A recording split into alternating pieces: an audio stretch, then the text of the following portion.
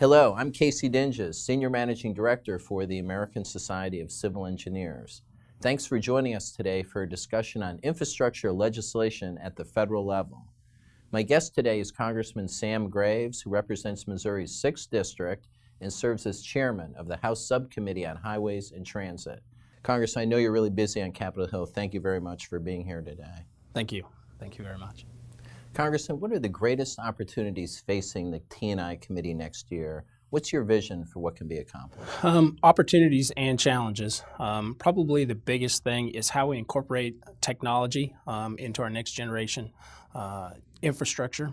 How we utilize that technology. And then the second thing would be how we make sure that the Highway Trust Fund is solvent. It will go insolvent in 2021, and so everything's on the table. So we're taking a look at all opportunities to make sure the dollars are there to build roads and bridges. In terms of technology, are we talking about driverless vehicles, or what kind of things do you have in mind? Well, there's a little bit of everything in there, but driverless vehicles are probably the biggest thing, and that technology is coming at us very, very quickly. And we need to do a couple things. One is have a uniform standard of laws throughout the country, and the second thing is we need to be thinking outside the box when it comes to the technology that might need to be embedded in the road or the pavement, whatever the case may be, to accommodate those vehicles. The Congress has been busy with several pieces of infrastructure legislation this year. Let's start with the authorization for the Federal Aviation Administration, which passed the House with overwhelming bipartisan support.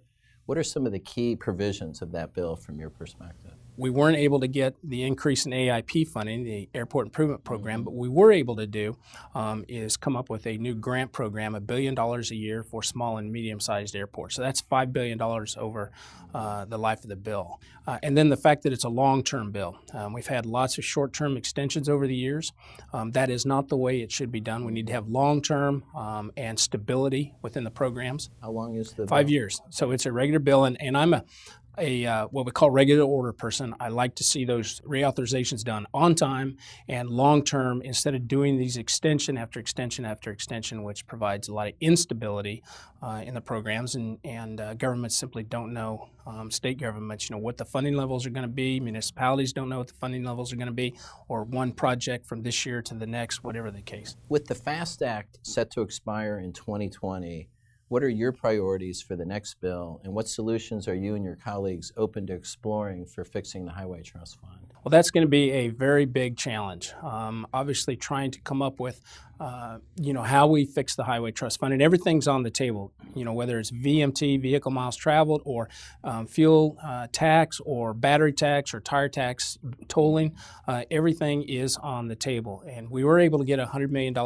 worth of funding in the last highway bill to be able to study what some of the states are doing when it comes to alternatives. But we're going to be taking a look at all of those components. Vehicle miles traveled probably has the most support right now, and being able to incorporate that into the process presents a little bit of a challenge. We want to make sure that families are able to do this as they purchase their fuel. That is one of the efficiencies of the fuel tax, but we want them to be able to do that as they go instead of being hit with a tax bill, at the end of the year or whatever the case may be. So we're taking a look at that, and the pump technology. This isn't about tracking. This is about vehicle miles traveled and being able to do that at the pump and figuring out how many miles you travel. Tell me a little bit about the Water Resources Development Act, or the WRDA bill for 2018, and which provisions you hope to make it into that bill. Well, this is a good piece of legislation, and the fact of the matter is that almost all of our cargo travels through a port in the United States and moves through an inland waterway, at least at one point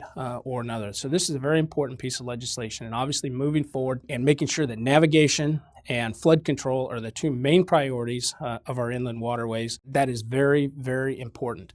Earlier this year, President Trump released the principles for infrastructure investment. What can we do to make sure Congress is making infrastructure a top legislative priority? I think now with the focus, both the administration and Congress, and I think Democrats, Republicans would both agree that now is the time to act, and so that's going to be the biggest focus. Do you think next year will be a big year for infrastructure? I think it'll be a very big year. And we've already done some good things in FAA and WRDA, many smaller components to this infrastructure emphasis, and that's going to be enhanced even more in other reauthorizations and the infrastructure package that we're going to be taking a look at.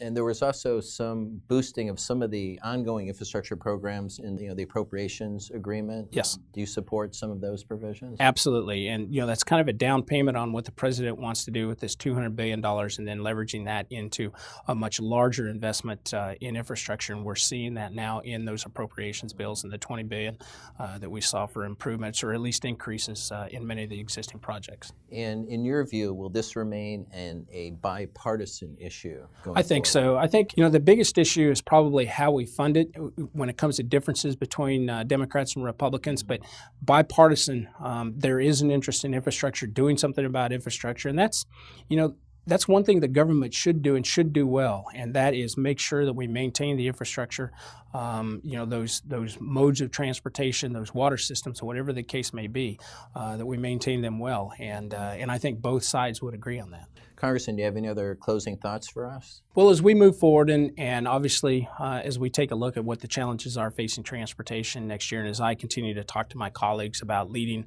the Transportation Committee, we want to look at those challenges, making sure that the Highway Trust Fund is solvent for years to come, making sure that we do incorporate those technologies into our modern day infrastructure system. And that is both a challenge and an opportunity, and we're going to see some great things. We look forward to working with you on this. Thank you.